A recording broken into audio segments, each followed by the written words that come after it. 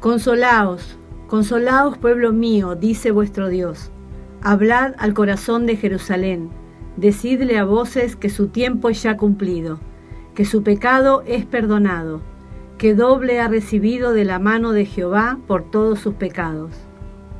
Voz que clama en el desierto, preparad camino Jehová, enderezad calzada en la soledad a nuestro Dios. Todo valle sea alzado, y bájese todo monte y collado, y lo torcido se enderece, y lo áspero se allane. Y se manifestará la gloria de Jehová, y toda carne juntamente la verá, porque la boca de Jehová ha hablado. Voz que decía, da voces, y yo respondí, ¿qué tengo que decir a voces? Que toda carne es hierba, y toda su gloria como flor del campo. La hierba se seca y la flor se marchita porque el viento de Jehová sopló en ella. Ciertamente como hierba es el pueblo. Sécase la hierba, marchítase la flor, mas la palabra del Dios nuestro permanece para siempre. Súbete sobre un monte alto, anunciadora de Sión. Levanta fuertemente tu voz, anunciadora de Jerusalén. Levántala, no temas. Di a las ciudades de Judá, ved aquí al Dios vuestro. He aquí que Jehová, el Señor, vendrá con poder, y su brazo señoreará. He aquí que su recompensa viene con él, y su paga delante de su rostro. Como pastor apacentará su rebaño, en su brazo llevará los corderos, y en su seno los llevará. Pastoreará suavemente a las recién paridas.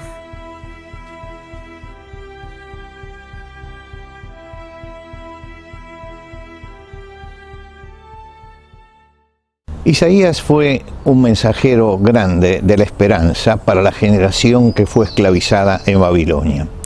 Pensemos que en Babilonia estuvieron 70 años, por lo tanto muchos habían nacido en la esclavitud y muchos de los que habían conocido la libertad murieron en el cautiverio. La generación esclava en Babilonia pasaba por momentos de desánimo, de desorientación y sobre todo la generación nueva que se preguntaba ¿en qué va a terminar esto? Porque nosotros no tenemos nada que ver con el pasado. Entonces había que consolarlos, había que animarlos, había que confortarlos. Por eso comienza el capítulo 40 con las palabras estas, consolaos, consolaos, pueblo mío. Los hombres usamos la palabra consolar justamente para confortar, para aliviar la aflicción, para ayudar a otro, para alentarlo. Y cuando alguien está pasando por un mal momento, vamos y decimos, lo voy a consolar, lo estoy consolando. Pero los hombres somos limitados en la consolación. Lo único que hacemos cuando consolamos es incentivar la resignación sobre lo que ha pasado, porque no podemos modificar nada. En cambio, para Dios, en el diccionario de Dios, no existe la palabra resignación. Para Él siempre la consolación significa la transformación del futuro. Viene no solamente para decir, bueno, conformate con lo que está pasando, sino mirá para adelante, porque hay una respuesta de Dios para eso. Recordamos, por ejemplo, cuando frente a la tumba de Lázaro, Jesús se enfrentó con Marta, la hermana de Lázaro que había muerto. Y la conversación es muy reveladora en este sentido. Jesús le dice, resucitará tu hermano. Y ella le contesta, sí, yo sé que resucitará. En la resurrección, en el día postrero, es algo futuro. Y Jesús dice, no, si Dios está presente, entonces hay esperanza. Dios no nos pide resignación, lo que nos pide es esperanza. Y es distinta a la resignación. En la resignación nos conformamos porque no nos queda más remedio. En la esperanza, nuestro corazón se enciende para acercarse cada vez más a la presencia de Dios. El Señor no nos da resignación, el Señor nos da esperanza.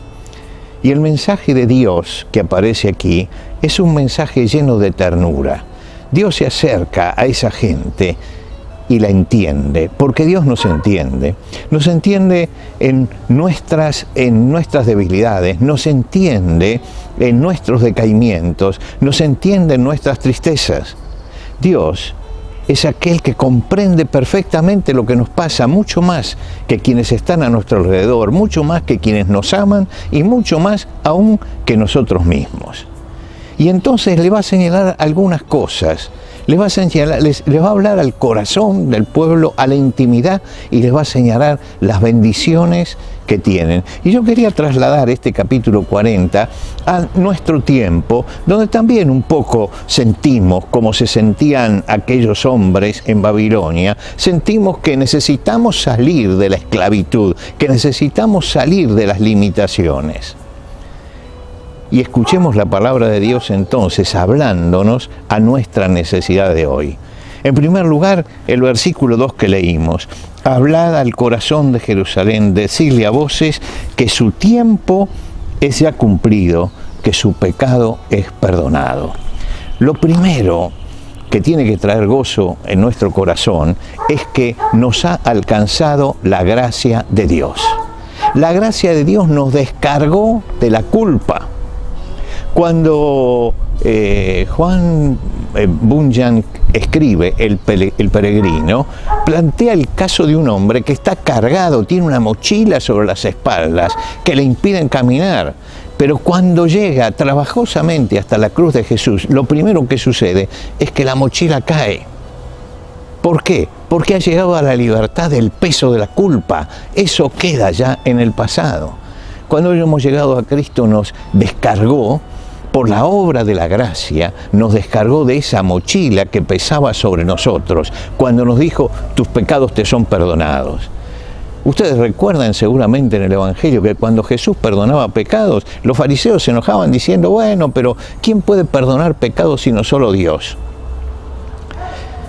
Dios es el único que puede perdonar pecado, pero para perdonar nuestro pecado se necesita que alguien pague por el pecado.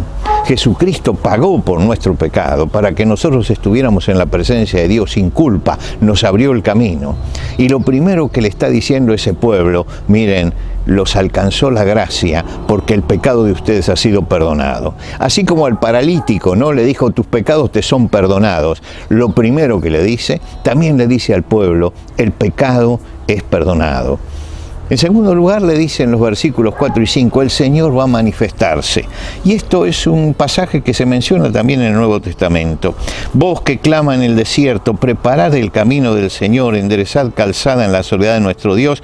Todo valle sea alzado y bájese todo monte y collado, y se manifestará la gloria del Señor. Se manifestará la gloria del Señor. Fíjense, dice: allanen todo, para que el Señor pueda manifestarse. Esto fue lo que hizo Juan el Bautista, que cumplió justamente esta profecía.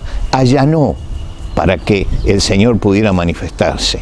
Y tenemos que allanar nuestro corazón para que el Señor pueda manifestarse en nuestra vida. Quitar todas las cosas que pueden entorpecerlo.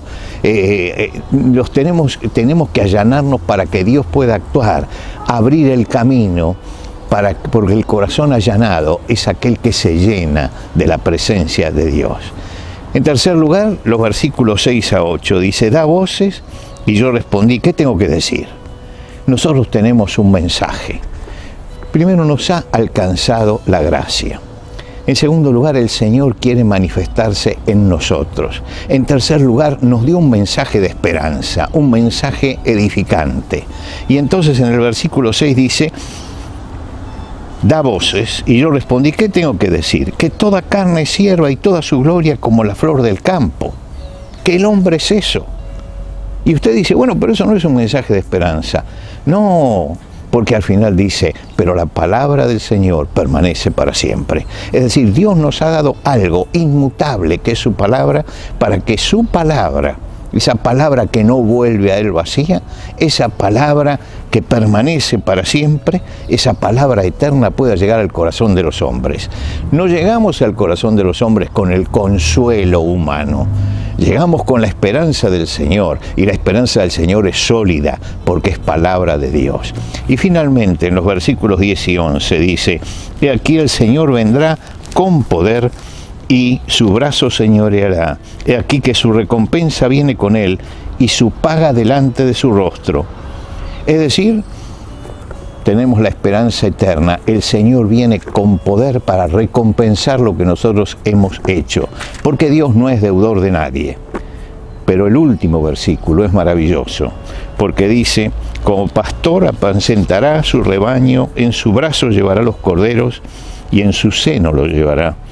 Pastoreará suavemente a las recién paridas. El príncipe de los pastores nos pastoreará a todos. Nos está pastoreando en este momento, pero todavía, por desgracia, tienen ustedes que aguantar a pastores humanos también. Pero va a llegar el momento en que el príncipe de los pastores nos va a pastorear a todos. Tendremos un verdadero pastor en él, cerca, visible, delante nuestro. La noche es oscura, es muy oscura, pero en el horizonte comienza a salir el sol. Y esto es lo que le quiso transmitir Isaías a ese pueblo. La noche es oscura, no podemos negar la negrura de la noche, pero en el horizonte está empezando a salir el sol. Que Dios les bendiga.